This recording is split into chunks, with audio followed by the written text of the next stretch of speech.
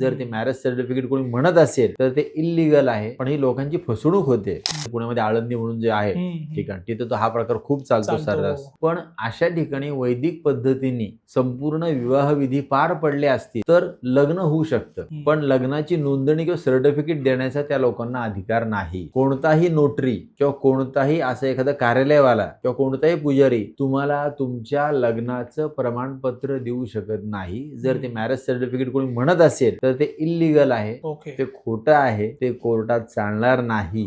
पण ही लोकांची फसवणूक होते की त्यांना असं वाटतं की आता आपण लग्न करून आलोय, कुठंतरी जाऊन एखाद्या रजिस्टरवर सह्या केल्या आणि ते रजिस्टर म्हणजे त्या नोटरीचं रजिस्टर असेल तर कोणत्याही नोटरी ऑफिसरला किंवा कोणत्याही गॅझेटेड ऑफिसरला जो ॲफिडेव्हिट्स किंवा स्टॅम्प्स करण्याची कामं करतो त्याला मॅरेज रजिस्ट्रारचा दर्जा नाही, त्याला तुमचं लग्न नोंदवता येणार नाही. ही गोष्ट लक्षात ठेवायची, कारण हा खूप मोठा गोंधळ चाललेला आहे. कुठेही जाऊन सह्या करतात आणि म्हणतात आमचं लग्न झालंय, तर अशी लग्न ही बेकायदेशीर आहेत. उद्या अशा लग्नांमध्ये जर फसवणूक झाली आणि कोर्टामध्ये केस झाली तर हे लग्न देखील सिद्ध करता येणार नाही. बाकी पुढची केस तर लांब राहिली सगळी.